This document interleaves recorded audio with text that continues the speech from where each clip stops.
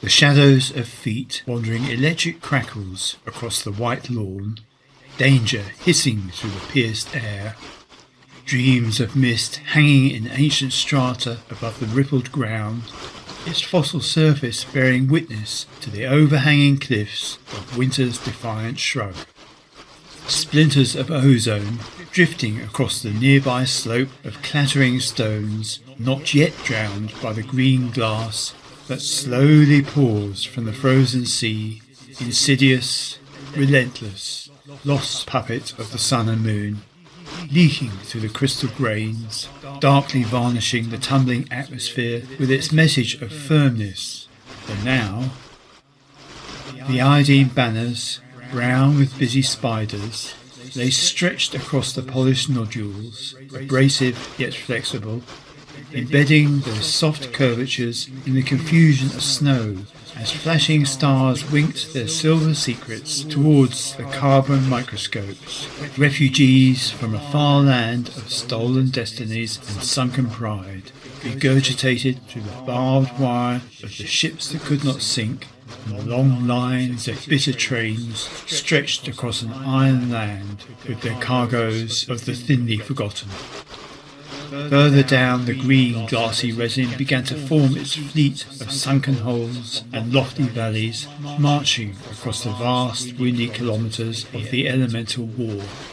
A time when dreams became matter, and reality the stamping ground of the illusions of the grim deceivers. When brief joys sparked their firework trails through the solid ocean swells, and when sinister glooms sunk their helter-skelter mine shafts into the industry of burning flesh.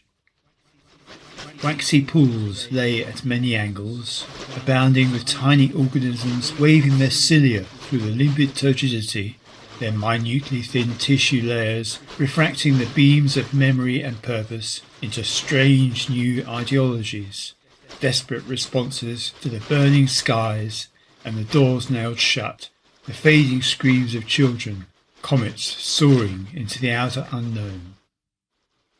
Further west, the gradient steepened, and gravity no longer poured space towards the centre, but instead fired its transparent arrows perpendicularly at the twisted surfaces of the phase exchange, field lines of the infinite dimensions drawing forth new centres around which the experience of reality was to wrap itself, for it was bitterly cold, and night was yet to sink upon the rigid waves that sucked their way over the mountainous deep. Showers of translucent spheres scattered motionless through the air, each bearing a tiny everywhere, true down to the minutest detail. Under the grey surface, mysterious stars wandered through the gloaming, shedding many different colours into the surrounding realm, teeming with minute green or white structures, cold soup for colder stomachs, waving threads of jelly entangled with minute strands of current, dancing for a primordial dinner with the author of all their misadventures. The intricacies of these intertwinings betrayed a language that revealed as much as it concealed, its histories of the future underlined by long dark passages that led deeper into the heart of this mysterious place, the shine of its sinister pride almost entirely hidden by its promises of an improved past, better to give strength and comfort to the vain hopes of a lost generation crawling westwards towards a new world. These lessons were not lost on the intelligences that lay camouflaged in the deep,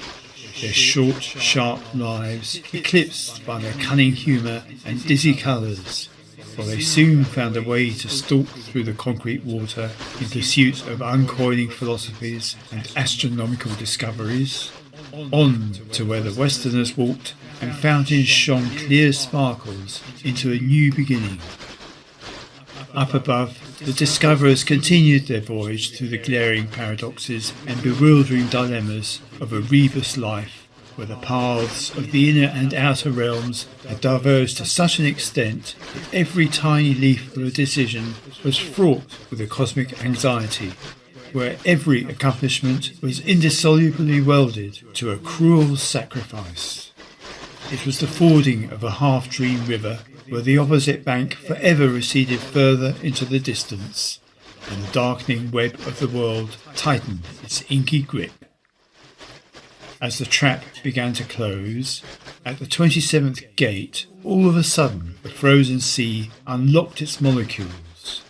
The noetic water drained away, down through the toes, and into the silent archives